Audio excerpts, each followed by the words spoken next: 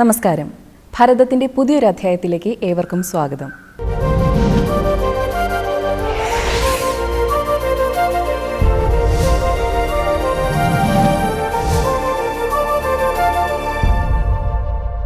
ശാസ്ത്ര സാങ്കേതിക രംഗങ്ങളിൽ ആധുനിക മനുഷ്യർ അത്ഭുതകരമായ നേട്ടങ്ങൾ കൈവരിച്ചു കഴിഞ്ഞു. എങ്കിലും മാറാരോഗങ്ങൾ, വിനാശകരമായ യുദ്ധസാധ്യതകൾ തുടങ്ങി നിരവധി ദുഃഖങ്ങൾ നമ്മെ അനുനിമിഷം അലട്ടിക്കൊണ്ടിരിക്കുന്നു. പൗരാണിക ഭാരത സംസ്കൃതിയിൽ ഇതിനുള്ള പരിഹാരം തേടുകയാണ് ഭരതം എന്ന ഈ പരിപാടിയിലൂടെ. ഇന്നും പതിവ് പോലെ നമ്മുടെ കൂടെയുള്ളത് ഇൻറ്റിമസി ഹീലിംഗ് വില്ലേജിന്റെ സ്ഥാപകനായ ശ്രീ ഗുരു യോഗി ശിവനാണ്. നമുക്ക് അദ്ദേഹത്തെ സ്വാഗതം ചെയ്യാം. നമസ്കാരം ഗുരുജി. നമസ്തേ. നമ്മൾ കഴിഞ്ഞ അധ്യായത്തിൽ മഹാഭാരതത്തെ പറ്റി സംസാരിക്കുകയുണ്ടായിരുന്നു. അതിലെ കഥാപാത്രങ്ങളും കഥാസന്ദർഭങ്ങളെയും പറ്റിയിട്ടും ഒക്കെ സംസാരിക്കുന്നുണ്ടായിരുന്നു. അപ്പോൾ ഗുരുജി പറഞ്ഞു ഓരോ കഥാപാത്രങ്ങളും നമ്മുടെ സങ്കല്പങ്ങളാണെന്ന്. അതൊന്നുകൂടി ഒന്ന് വിശദീകരിക്കാമോ? മഹാഭാരതം എന്നത് തന്നെ ഒരു മന്ത്രധ്വനിയാണ്. ഈ ഹകാരം ബന്ധു സംയുക്തം എന്നുള്ളൊരു ശ്ലോകം ഞാൻ നേരത്തെ എപ്പോഴും പറഞ്ഞിട്ടുണ്ട്. ഹം എന്ന പ്രാണൻ, ആ ധ്വനിയാണ്. അതിനെ ആ ഹം എന്ന അക്ഷരത്തെ തിരിച്ചിട്ട് നോക്കിയാണ് അതിൽ ഹ മ ഹ എന്ന് കിട്ടും. മനസ്സിലാവുന്നുണ്ടോ? ഭയങ്കര ടെക്നിക്കലാണ് നമ്മുടെ ഗുരുക്കന്മാർ ഇവിടെ ഓരോന്നും കോഡിഫൈ ചെയ്തിരിക്കുന്നത്. അപ്പോൾ ഈ മഹാഭാരതം എന്ന് പറയുന്നത് നമ്മുടെ മനസ്സാണ്. ആ മനസ്സിലെ ഓരോ ചിന്തകളെയുമാണ് ഈ എണ്ണിയാലൊടുങ്ങാത്ത കഥാപാത്രങ്ങളായി അവതരിപ്പിച്ചിരിക്കുന്നത്. ഇപ്പോൾ ഉദാഹരണത്തിന് ധർമ്മപുത്രർ ശരിക്കും യമധർമ്മൻ്റെ മകനായിട്ടാണ് അവതരിപ്പിച്ചിരിക്കുന്നത്. ഭീമൻ വായുദേവൻ്റെ മകനായിട്ടാണ്, അർജുനൻ ഇന്ദ്രൻ്റെ മകനായിട്ട്. ഇങ്ങനെ ഓരോ പ്രപഞ്ചശക്തികളുമായിട്ട് ഓരോ കഥാപാത്രത്തെ ലിങ്ക് ചെയ്തിട്ടുണ്ട്. ആ ആഴത്തിൽ നമ്മൾ ഒരു ധ്യാനാത്മകമായ മനസ്സോടുകൂടി കഥയെ സമീപിക്കുമ്പോൾ ഈ കഥയിൽ നിന്ന് ഒരു ആത്മവിദ്യ ഇങ്ങനെ തെളിഞ്ഞു വരുന്നത് കാണാം. ഇപ്പോൾ നമ്മുടെ ഈ വിജ്ഞാന ശാഖ കൈകാര്യം ചെയ്യുന്നവർ, MT വാസുദേവൻ നായർ സാറിനെ പോലെയുള്ളവരൊക്കെ ഒരുപാട് കാര്യങ്ങൾ എഴുതി തരും.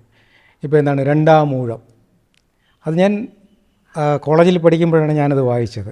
അപ്പോൾ എനിക്കിതിനോടൊക്കെ ഒരു ദേഷ്യമാണെന്ന് തോന്നുന്നത്. ഈ നമ്മുടെ പരമ്പരയൊന്നും ശരിയല്ല. കാരണം അങ്ങനെ ഒരു വ്യാഖ്യാനമാണ് ആ ഭീമനിൽ എന്ന കഥാപാത്രത്തിലൂടെ അവതരിപ്പിച്ചിരിക്കുന്നത്. എന്നാൽ ഭീമൻ എന്തിനെയാണ് സത്യത്തിൽ പ്രതിനിധാനം ചെയ്യുന്നത് എന്ന് ഞാൻ ആ യോഗ തലത്തിലെത്തിയപ്പോഴാണ് ഈ വൈജ്ഞാനിക ശാഖയും അല്ലെങ്കിൽ ആത്മ അനുഭവമൊക്കെ വ്യത്യാസമുള്ളതാണ്. ഇതിൽ തന്നെ നമുക്ക് കർണനെ എടുക്കാം. പാർശ്വവൽക്കരിക്കപ്പെട്ട അല്ലെങ്കിൽ പീഡിപ്പിക്കപ്പെട്ട ഒരു വ്യക്തിയാണ്. ദൈവങ്ങളാൽ പോലും ചതിക്കപ്പെട്ട, ഈവൻ കൃഷ്ണനാൽ പോലും ചതിക്കപ്പെട്ടു. അതായത് തേര് യുദ്ധഭൂമിയിൽ താഴ്ന്ന് നിസ്സഹായനായി നിൽക്കുമ്പോൾ ധർമ്മബോധമുള്ള അർജുനൻ പറയും അവൻ്റെ ഇപ്പോൾ ആയുധമില്ല, കൊല്ലാൻ പറ്റില്ല എന്ന് പറയുമ്പോൾ കൃഷ്ണനാണ് പറയുന്നത്, എടാ ഇതാണ് നിൻ്റെ ഏറ്റവും നല്ല അവസരം, കൊല്ല് എന്ന് പറഞ്ഞു കൊടുക്കുകയാണ് ദൈവം. ഇതൊക്കെ ഇങ്ങനെ ഒരു നല്ല സാഹിത്യ ഭാഷയിൽ ദൈവത്തെ വിമർശിച്ചുകൊണ്ട് എഴുതുമ്പോൾ നമുക്ക് തോന്നും, ഈ ദൈവങ്ങൾ പോലും ശരിയല്ല ഇല്ലേ? ഇതിനെല്ലാം സ്വാതന്ത്ര്യമുള്ളൊരു നാടാണ് ഇവിടെ. പക്ഷേ അതിനെ നമുക്കൊന്ന് ആഴത്തിൽ പരിശോധിക്കാം. കർണൻ എന്ന കഥാപാത്രം, കർണൻ മഹാഭാരതത്തിലെ ഏറ്റവും ശക്തനായ കഥാപാത്രമാണ്. ഓക്കെ, ഭീഷ്മർ ആണ് സ്വച്ഛന്ത മൃത്യുവായ ഭീഷ്മരുണ്ടെങ്കിലും ഈ ധർമ്മപുത്രർ 12 വർഷം വനവാസവും 1 വർഷം അജ്ഞാതവാസവും, അങ്ങനെ ഈ 13 വർഷക്കാലം ഇയാൾക്ക് ഉറക്കമില്ലായിരുന്നു. ആർക്ക്? ധർമ്മപുത്രർക്ക്. എന്താണെന്നറിയാമോ? ആരെ ഓർത്താണ് ഉറക്കം നഷ്ടപ്പെടുത്തിയത്? കർണനെ ഓർത്ത്. കാരണം ഈ ധർമ്മപുത്രർക്കറിയാം അർജുനനാൽ യുദ്ധം ജയിക്കാൻ കഴിയും. പക്ഷേ അർജുനന് പോലും കൊല്ലാൻ കഴിയാത്ത, തോൽപ്പിക്കാൻ കഴിയാത്ത ഒരേ ഒരു വ്യക്തി കർണനാണ്. ഭീഷ്മാചാര്യരെ പോലും കൃഷ്ണൻ്റെ ഒരു സഹായത്താൽ, ഉപദേശ നിർദ്ദേശങ്ങളാൽ വീഴ്ത്താമെന്നൊരു ധാരണ ധർമ്മപുത്രർക്കുണ്ടായിരുന്നു. പക്ഷേ കർണനെ വീഴ്ത്താനുള്ള വഴി ഇയാൾക്കറിയില്ലായിരുന്നു. ഇതാണ് അദ്ദേഹത്തിൻ്റെ ഉറക്കം നഷ്ടപ്പെടുത്തിയത്. അത്രയും ശക്തനായ ഈ കർണൻ ഒരു ഭേദപ്പെട്ട യുദ്ധം ജയിച്ചിട്ടില്ല. അത് കേട്ടിട്ടുണ്ടോ? നല്ലൊരു യുദ്ധം പുള്ളി ജയിച്ചിട്ടില്ല. ഇതിൻ്റെ കാരണവും ഗുരു അവിടെ കൃത്യമായിട്ട് പറയുന്നുണ്ട്. ഇവനിലുള്ള ആ ക്ഷാത്രവീര്യം ഇങ്ങനെ ഉണർന്നു വരുമ്പോൾ ആരെങ്കിലും ചോദിക്കും, ഡായി നിൻ്റെ അച്ഛനാരാ? അതോടെ ഇവൻ്റെ സർവ്വവീര്യവും തളർന്നു പോകും. കാരണം ഇവന് പാരമ്പര്യ ബലമില്ല. ഞാൻ ആര് എന്ന ചോദ്യത്തിന് ഒരു പരമ്പരയുടെ സഹായം അവനില്ല. ഇതാണ് അവൻ്റെ നെർവസ്നെസ്സിൻ്റെ പ്രധാന കാരണം. ഈ കർണൻ സത്യത്തിൽ പ്രതിനിധാനം ചെയ്യുന്നത് നമ്മളെ ഈ തലമുറയാണ്. മനസ്സിലായ? ആതിര ഹിന്ദു അല്ലേ? ആണ്. ഇപ്പോൾ നമ്മൾ കഴിഞ്ഞ ഏതോ അധ്യായത്തിൽ ഹിന്ദുവിനെക്കുറിച്ച് പറഞ്ഞു. അപ്പോൾ ഒരു ഫെയർ ഐഡിയ കിട്ടിക്കാണും. അതിനു മുമ്പ് ആരാണ് ഹിന്ദു എന്ന ചോദ്യത്തിന് വ്യക്തമായൊരു ഉത്തരം ഉണ്ടായിരുന്നോ? ഇല്ല. അപ്പോൾ എൻ്റെ പൈതൃകത്തെക്കുറിച്ച് എനിക്കറിയില്ല. എങ്കിലെന്ത് സംഭവിക്കും?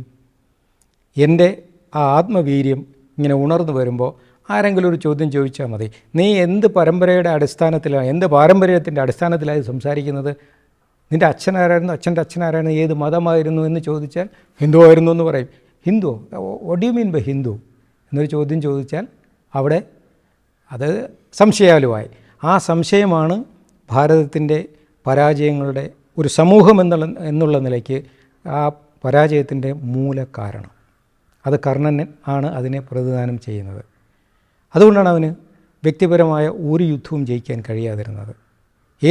ഏത് സന്ദർഭത്തിൽ, അല്ലെങ്കിൽ ഈ ദ്രൗപദി സ്വയംവര സമയത്ത് പോലും he was about to send the arrow, ജയിക്കാൻ കഴിയുമായിരുന്നു. പക്ഷേ അപ്പോഴും ദ്രൗപദി എന്ത് പറയും? സൂതപുത്രനെ എനിക്ക് വേണ്ട. അതോടുകൂടി അവൻ്റെ ആ സർവ്വവീര്യവും അങ്ങ് ഒലിച്ചു പോവുകയാണ്. അവൻ നെർവസാകുകയാണ്. ആകുമത് നമുക്ക് നമ്മുടെ കുടുംബ പശ്ചാത്തലത്തെക്കുറിച്ച് വ്യക്തമായൊരു ധാരണ ഇല്ലെങ്കിൽ, പരമ്പരയെക്കുറിച്ചൊരു ബോധമില്ലെങ്കിൽ നമുക്ക് ആ ആത്മവീര്യത്തിൻ്റെ കുറവ് ഉണ്ടാകും. എന്നിട്ട് ഈ കർണനെ നമ്മൾ മഹത്വവൽക്കരിച്ച് പറയാം. അപ്പോൾ ഇതുപോലെ പീഡനങ്ങൾ ഏറ്റുവാങ്ങിയ ഒരു മനുഷ്യൻ, പക്ഷേ സൂര്യപുത്രനല്ലേ? യഥാർത്ഥ അച്ഛൻ സൂര്യനാണ്. ജനിച്ചത് കവചകുണ്ടലങ്ങളുമായാണ്. കവചകുണ്ടലങ്ങൾ അണിഞ്ഞു നിൽക്കുന്ന കർണനെ സാക്ഷാൽ മഹാദേവന് പോലും വധിക്കാൻ കഴിയില്ല. അപ്പോൾ അത്രയും കഴിവുള്ള എക്യുപ്റ്റായ ഒരു മനുഷ്യൻ പിന്നെ എങ്ങനെയാണ് ഈ നീചമായ രീതിയിൽ ക്രൂരമായി കൊല്ലപ്പെട്ടത്? ചോദ്യമല്ലേ? എങ്ങനെയാണ് സൈഡ് ലൈൻ ചെയ്യപ്പെട്ടത്? അവിടെയൊക്കെ ഈ കർണൻ ഇത്രയും ശക്തനും ധർമ്മശാലിയുമായിരുന്നെങ്കിലും ഈഗോ, ഞാൻ എന്ന ഭാവം നഷ്ടപ്പെട്ടിട്ടില്ലായിരുന്നു. മറ്റാര് പറയുന്നതും കർണൻ കേൾക്കില്ല. കർണൻ അവൻ്റെ തീരുമാനം മാത്രമേ നടപ്പാക്കൂ. അതിൻ്റെ ഉദാഹരണം ഏതാണ്? സമാധാന ചർച്ചകൾ മുഴുവൻ പരാജയപ്പെട്ടു. കൃഷ്ണൻ ദൂതുമായി പോകുന്നു, അതും പരാജയപ്പെടുന്നു. ഒടുവിൽ യുദ്ധം ഡിക്ലെയർ ചെയ്തു. അപ്പോൾ എന്തുകൊണ്ടാണ് ദുര്യോധനൻ യുദ്ധത്തിന് തീരുമാനമെടുത്തത്? He knew that Karnan was with him.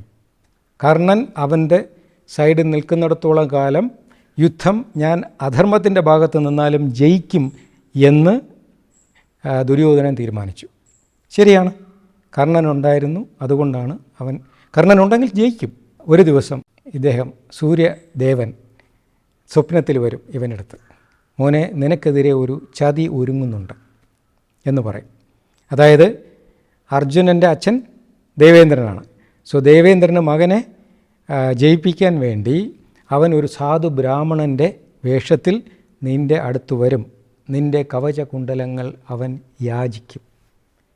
നിൻ്റെ ഈ ദാനബോധം, ദാനധർമ്മങ്ങളിലുള്ള നിൻ്റെ ഈ ആഗ്രഹം ലോകപ്രശസ്തമാണ്.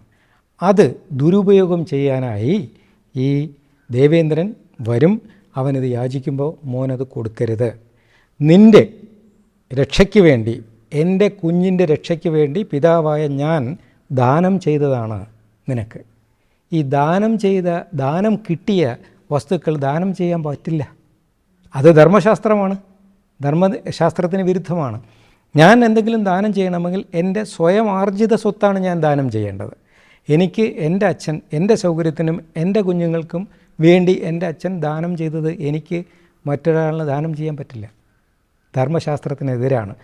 അവിടെ അവൻ ധർമ്മം തെറ്റിക്കുന്നു. അതായത് ഈ അച്ഛനിങ്ങനെ വന്ന് പറയുന്നു, അവിടെ പിറ്റേന്ന് ഉണരുമ്പോൾ അവൻ തീരുമാനിക്കും, ഓ അച്ഛൻ വന്നത് പറഞ്ഞു. ഇല്ല, എൻ്റെ ദാന സ്വഭാവം ലോകപ്രശസ്തമാണ്. അതിൽ നിന്ന് മാറാൻ ഞാൻ തയ്യാറല്ല. ആര് വന്ന് ചോദിച്ചാലും ഞാൻ എന്തും കൊടുക്കും. അപ്പോൾ അച്ഛനെ അവൻ ധിക്കരിച്ചു, ധർമ്മശാസ്ത്രത്തെ അവൻ ധിക്കരിച്ചു. അമ്മ വരും. ഇവൻ രാവിലെ സൂര്യനെ പ്രാർത്ഥിക്കും. എല്ലാ ദിവസവും സൂര്യനെ പ്രാർത്ഥിച്ചുകൊണ്ട് മുട്ടൊപ്പം വെള്ളത്തിൽ നിൽക്കുമ്പോൾ ഇവന് ശബ്ദം കേൾക്കും പുറകിൽ. അമ്മ വന്ന് നിൽക്കുകയാണ്. അപ്പോൾ ഇവൻ തിരിഞ്ഞു വന്ന് ചോദിക്കും, എന്താ? കുന്തി മാതാവെന്നല്ല വിളിക്കുന്നത്. ഇവന് അറിയാം അമ്മയാണെന്ന്, പക്ഷേ അമ്മയാണെന്ന് അവൻ വെളിപ്പെടുത്തില്ല. അത്ര സംഘർഷത്തിലാണ് മനുഷ്യൻ ജീവിച്ചിരുന്നത്. ഇതൊക്കെ ആ ശക്തൻ്റെ സംഘർഷാവസ്ഥയൊക്കെയാണ് കാണിക്കുന്നത്. അപ്പോൾ അമ്മയും പറയും, മോനെ, ഈ ചെറുപ്രായത്തിൽ, ബുദ്ധി ഉറയ്ക്കാത്തൊരു പ്രായത്തിൽ എനിക്കൊരു തെറ്റ് പറ്റി. ആ തെറ്റിൽ ഉണ്ടായ മോനാണ് നീ എൻ്റെ മൂത്ത മകനാണ്.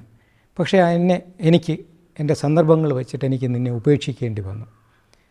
എങ്കിലും ഞാനിപ്പോൾ നിന്നോട് മാപ്പ് ചോദിക്കുകയാണ്. പാണ്ഡവന്മാരുടെ മൂത്ത ജ്യേഷ്ഠനാണ് നീ, എൻ്റെ മൂത്ത പുത്രൻ. മോൻ യുദ്ധത്തിന് നിൽക്കരുത്.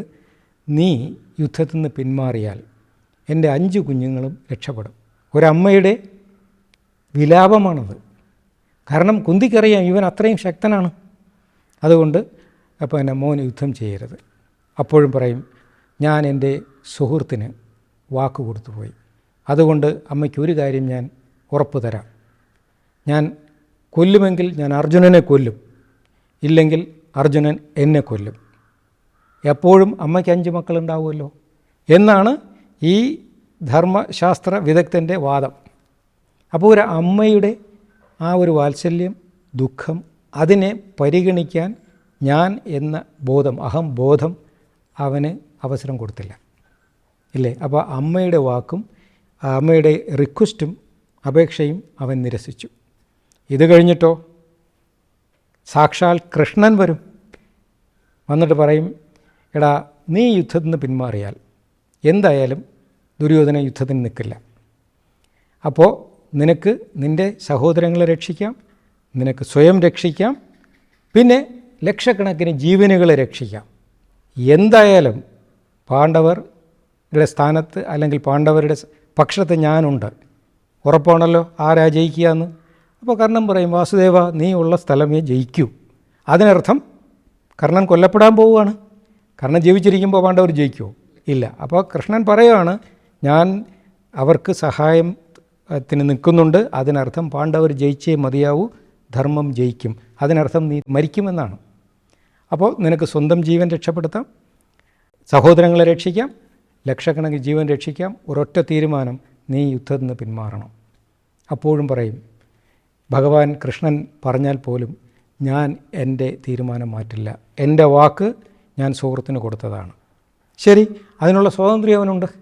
അപ്പോൾ അച്ഛൻ്റെ വാക്ക് അവൻ ലംഘിച്ചു, ധർമ്മശാസ്ത്രം ലംഘിച്ചു, അമ്മയുടെ അപേക്ഷ നിരസിച്ചു, ഭഗവാൻ സാക്ഷാൽ ഈശ്വരൻ്റെ നിർദ്ദേശം പോലും അവൻ അവഗണിച്ചു.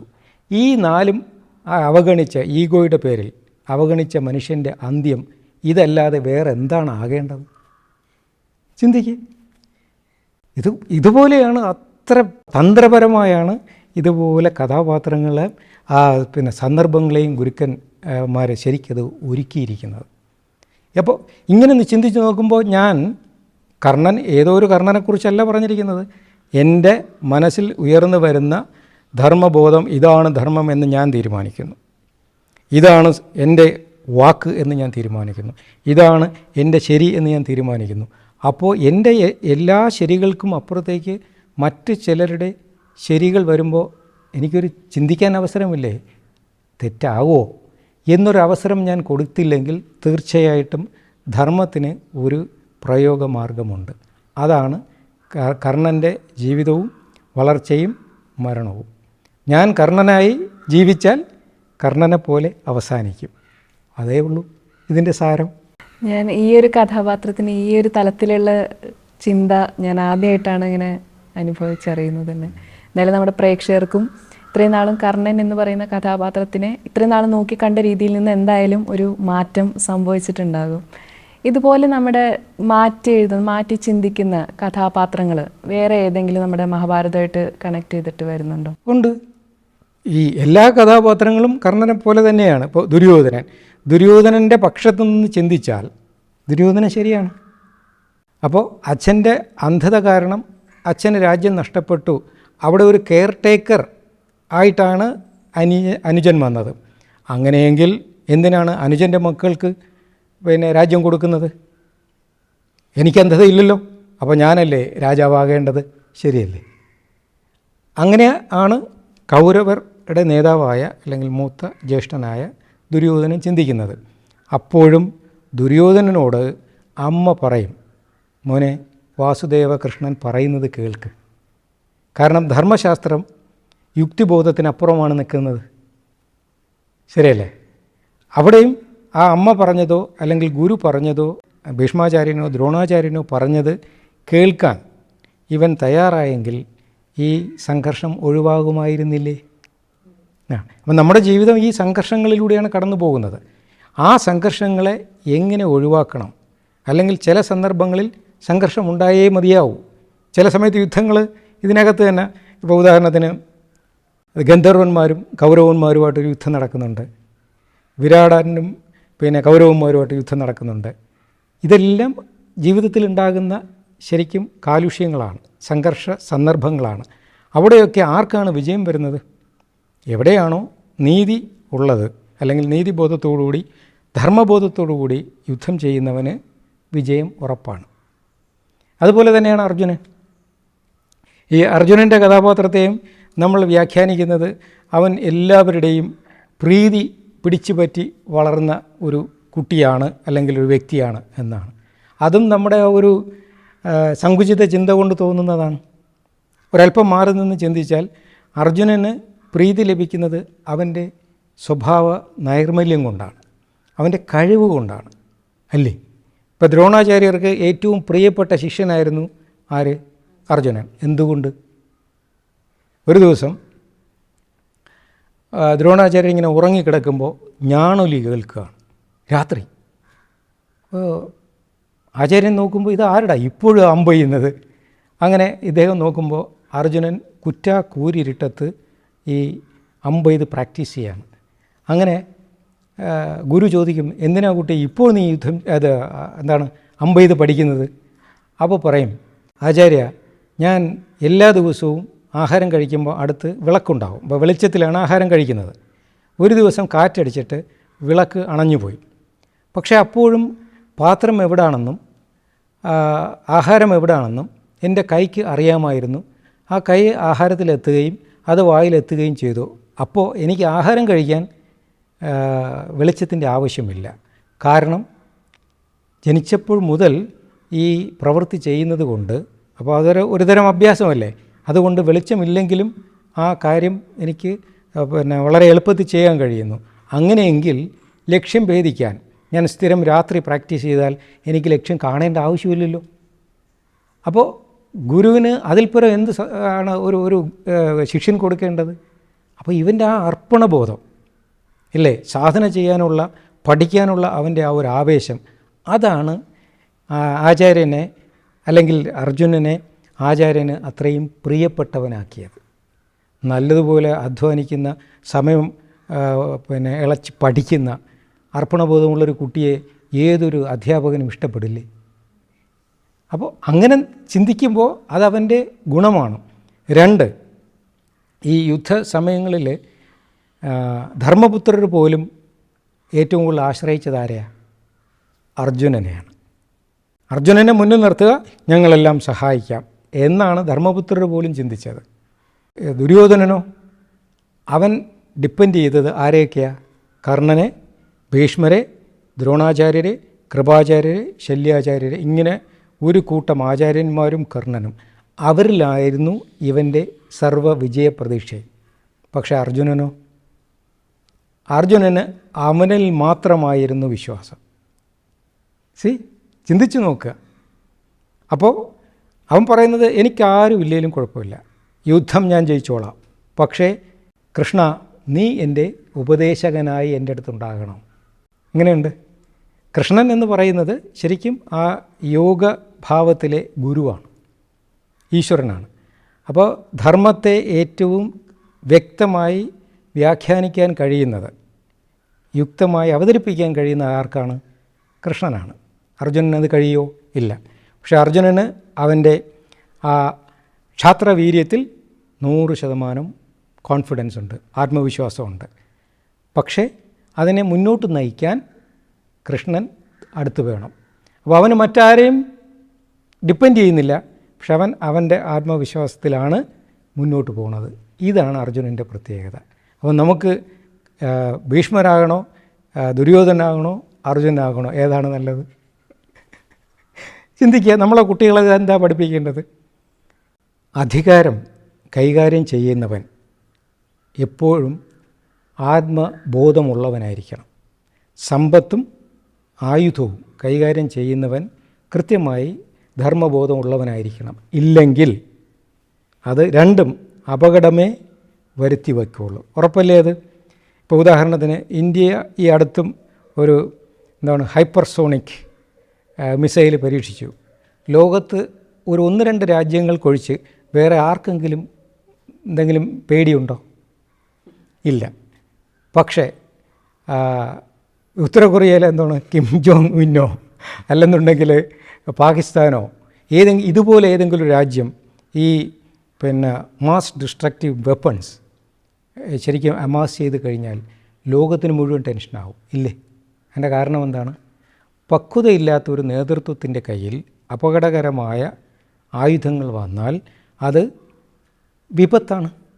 അതേസമയം ഭാരതത്തെ പോലെ സുശക്തമായ ഒരു ഭരണ നേതൃത്വം ഉള്ളവരുടെ കയ്യിൽ ഇതുപോലുള്ളൊരു ആയുധമോ സമ്പത്തോ വന്നാൽ അത് ലോക നന്മയ്ക്ക് ഉപകാരപ്പെടുകയുള്ളൂ. ആ ആശയത്തെയാണ് അർജുനനിലൂടെ ഗുരുക്കന്മാർ അവതരിപ്പിച്ചത്. ഏത് യുദ്ധത്തെയും അവൻ ജയിക്കും. പക്ഷേ കൃഷ്ണൻ പറയാണ്, അർജുന വേണ്ട എന്ന് പറഞ്ഞാൽ വേണ്ട. എങ്ങനെയുണ്ട്? അവന് മറ്റാരും വേണ്ട, അവൻ മതി. ഇതാണ് ആ ആത്മബോധത്തിൻ്റെ, ആത്മബലത്തിൻ്റെ, ആത്മവിശ്വാസത്തിൻ്റെ ഏറ്റവും നല്ല പ്രതീകം. എന്തായാലും ഒരുപാട് വ്യാപ്തിയുള്ള ഒരു വിഷയത്തിനെ പറ്റിയിട്ടാണ് നമ്മളിന്ന് സംസാരിച്ചത്. എന്തായാലും പുതിയൊരു വിഷയവുമായി നമുക്ക് അടുത്ത അധ്യായത്തിൽ കാണാം. നമസ്കാരം. നമസ്തേ. ഭരതവുമായി ബന്ധപ്പെട്ട സംശയങ്ങൾക്കും നിർദ്ദേശങ്ങൾക്കുമായി ഞങ്ങൾക്ക് എഴുതുക. Bharatham, intimacy healing village, Poovathur PO, Nedumangad, Thiruvananthapuram 695561. Email kaumudiBharatham@gmail.com.